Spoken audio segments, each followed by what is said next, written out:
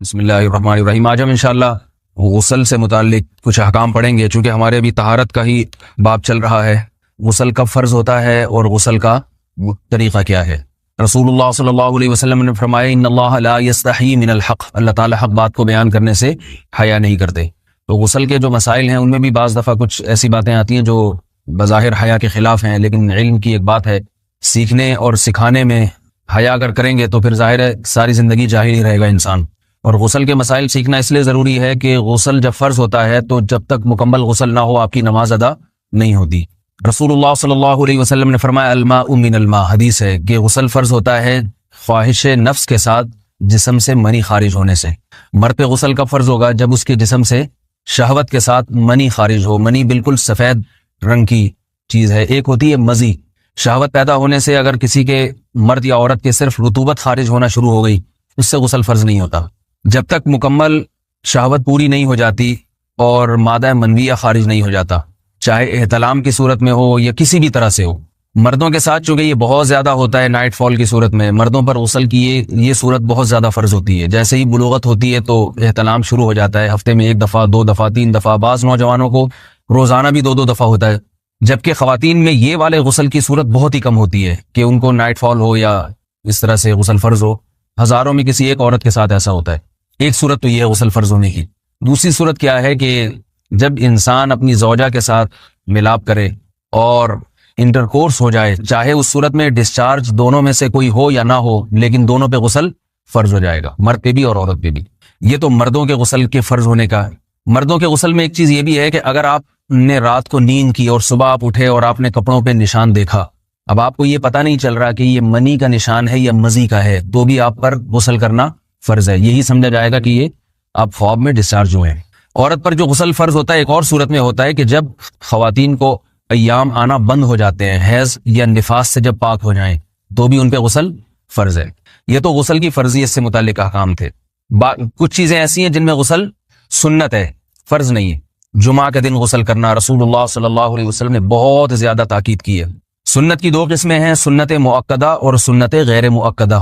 مؤکدہ وہ ہوتی ہیں کہ جن کو چھوڑنے کا اگر کوئی معمول بنا لے تو گناہ کا خطرہ ہے، اور ایسا شخص قابل ملامت ہے، اسے شریعت ملامت کرتی ہے، برا بھلا کہتی ہے۔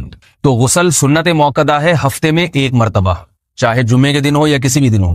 جو مسلمان ہفتے میں 1 دفعہ بھی نہیں نہاتا، وہ کتنا ہی نیٹ کلین ہو، مگر شریعت کی نظر میں وہ قابل ملامت ہے، اسے تانے دینے چاہیے کہ شرم نہیں آتی، ہو مسلمان مگر رہتے ہو بھنگیوں اور چماروں کی طرح۔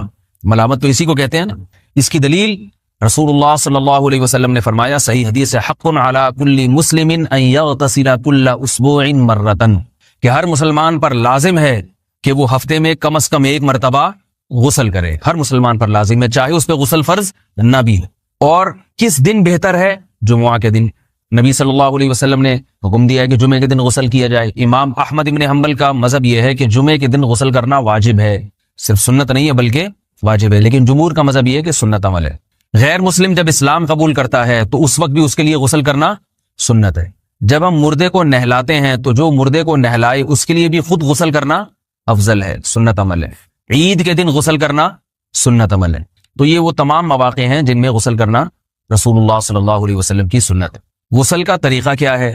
غسل میں 3 چیزیں فرض ہیں، منہ بھر کے قلی کرنا، ناک میں پانی ڈالنا کہ ناک کی جو نرم جگہ ہے یہ اچھی طرح تر ہو جائے، اور پورے جسم پہ 1 مرتبہ پانی بہا دینا کہ جسم میں بال کے برابر جگہ بھی خشک نہ رہے۔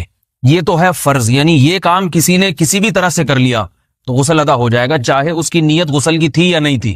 کوئی آدمی چلتا ہوا جا رہا ہے، پھسل کے تالاب میں گر گیا، پورے غوطے کھا کے باہر نکلا، قلی کر لے اور ناک میں پانی ڈال لے تو غسل اس کا ادا ہو جائے گا۔ البتہ چونکہ نیت نہیں تھی لہذا غسل کا ثواب نہیں ملے گا، ثواب نیت کے بغیر نہیں ملتا انسان۔ دلائل اس کے الگ موضوع ہے کہ اس کی دلیل کیا ہے کہ بغیر نیت کے بھی غسل ہو جاتا ہے، لیکن میں نے بتایا دلائل کا سیشن نہیں ہے، اس میں پھر بات لمبی ہو جائے گی۔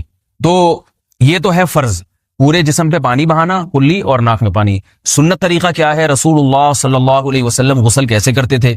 سنت طریقہ جس پہ جو اختیار کرنا چاہیے وہ طریقہ یہ ہے کہ جب آپ غسل کے لیے بیٹھیں تو سب سے پہلے وہ جگہ دھوئیں جہاں نجاست اور ناپاکی لگی ہوئی ہے۔ نائٹ فال ہوا، کسی کو احتلام ہوا، تو جہاں جہاں گندگی لگی ہے پہلے اس جگہ کو دھوئیں، استنجا کریں، شرمگاہ کو دھوئیں اچھی طرح۔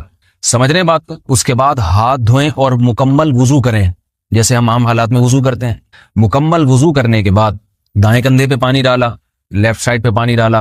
پہلے زمانے میں تو چلو سے غسل ہوتا تھا، ہاتھ دھو لیے تو اب چلو سے پانی لے کے یہاں ڈالا جا رہا ہے، چلو سے پانی لے کے یہاں ڈالا جا رہا ہے، پورے جسم پہ ملا جا رہا ہے، اور چلو سے پانی لے کے 3 دفعہ سر پہ ڈالا جا رہا ہے۔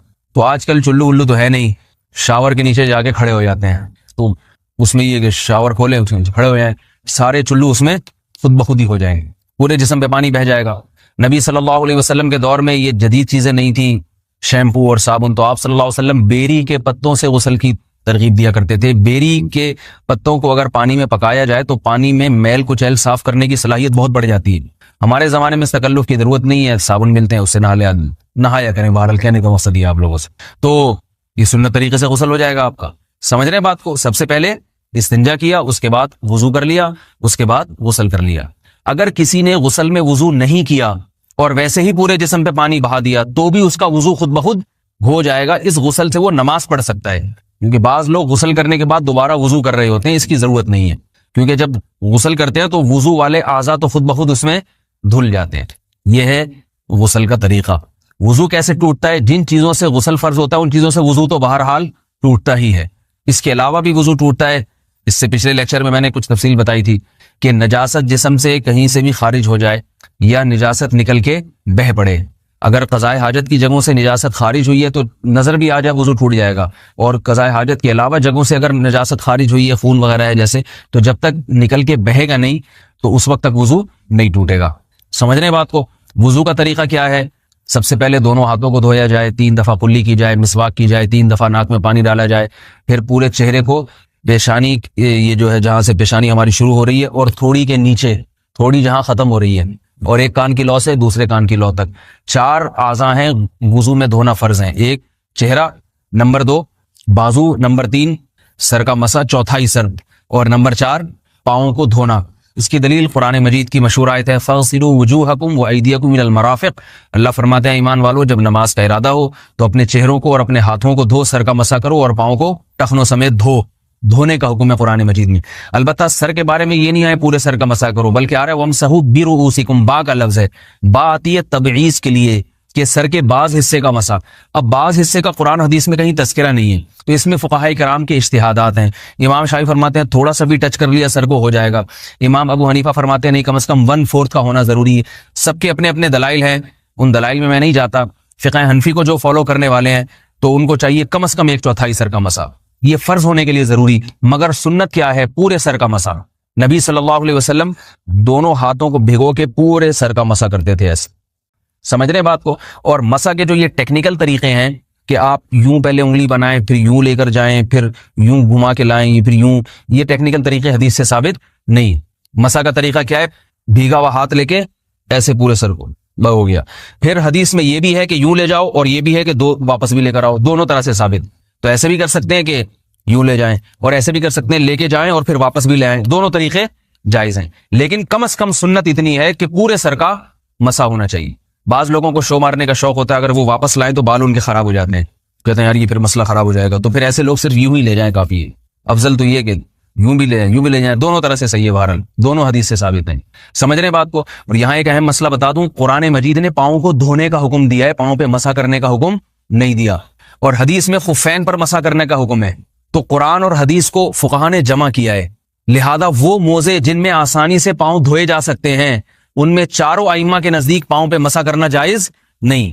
سعودی عرب میں جو بعض سلفی حضرات اور یہاں ہمارے ہاں بھی اہل حدیث حضرات نے عام موزوں پر بھی جو مسا کی ایک روایت ڈال دی ہے، اسلاف میں، تابعین، تبع تابعین میں اور چاروں ائمہ کے مذاہب میں اس کا ثبوت نہیں ملتا۔ اگر اسلاف میں کوئی قائل بھی ہے تو ایک شاذ قول، اکا دکا قول ملتا ہے، ورنہ یہ ائمہ اربعہ کے مذہب کے خلاف ہے، اور جو احادیث جو نقل ہوتی ہیں صحیح سند کے ساتھ ان کے بھی خلاف اور قرآن کی آیت کے بھی خلاف ہے۔ اس لیے کسی نے عام ساکس پہ اگر مسا کر لیا، جو عام طور پہ آفس پہن کے جاتے ہیں لوگ، وہ اس میں تو پاؤں، آپ اگر ساکس کو پانی کے نیچے رکھیں پورا پاؤں دھل جائے گا آرام سے، تو وہاں کیا ہو رہا ہے کہ قرآن مجید کے حکم کی مخالفت لازم آ رہی ہے، آپ پاؤں دھو نہیں رہے، تو اس لیے ہم یہ سمجھتے ہیں کہ اس صورت میں نماز ادا نہیں ہوگی۔ سعودی عرب میں بعض سلفی حضرات نماز پڑھاتے ہیں، وہ ایسے ہی کرتے ہیں کہ عام ساکس پہ مسا کر کے نماز پڑھا لیتے ہیں، تو فتویٰ اسی پر ہے کہ ان کی، اگر کسی کو یقین ہے کہ اس نے عام ساکس پہ مسا کر کے نماز پڑھائی ہے تو اس کے پیچھے نماز ادا نہیں ہوگی، کیونکہ قرآن کے مطابق اس کا وضو ہوا ہی نہیں ہے۔ صدیوں تک کوئی بھی اس قول کا قائل نہیں رہا ہے کہ عام ساکس پہ بھی مسح ہو جاتا ہے۔ یہ ابن تیمیہ رحمہ اللہ تعالیٰ 7ویں صدی میں اس کے قائل تھے، اور تابعین میں اکا دکا قول ملتے ہیں اس کے، لیکن شاذ قول ہیں، مرجوح قول ہیں، جن پر امت نے فتویٰ نہیں دیا۔ اور اب سعودی عرب میں بعض سلفی حضرات اس کے قائل ہیں۔ ہمارے ہاں اہل حدیث حضرات بھی چونکہ اکثر سعودی عرب کے سلفی حضرات ہی کو فالو کرتے ہیں، تو انہوں نے بھی وہیں سے یہ فتویٰ لیا ہے۔ لیکن ائمہ اربعہ کے مذہب میں اور دلائل کے لحاظ سے دیکھا جائے تو یہ مذہب کمزور ہے۔ قرآن نے پاؤں کو دھونے کا حکم دیا، آپ دھوئیں گے پاؤں جب تک دھونا ممکن ہے۔ چمڑے کے موزے ہیں، ان کو دھونا ممکن نہیں ہے اتارے بغیر، لہذا ان موزوں کے اوپر مسح ہو جائے گا، تو اس سے قرآن پر بھی عمل ہو جائے گا اور حدیث پر بھی عمل ہو جائے گا۔ اس لیے ائمہ اربعہ نے جو قرآن و حدیث کو سمجھ کے جو فیصلہ کیا ہے اس پہ چلنا ہمارے لیے زیادہ مفید ہے بنسبت آج کل کے جو علماء ہیں ان کی اپنی ذاتی آراء پر۔ اس لیے یہ بھی ایک وضو سے متعلق اہم مسئلہ تھا، سمجھ رہے ہیں؟ باقی تو ماشاءاللہ وضو کرنا سب کو آتا ہی ہے۔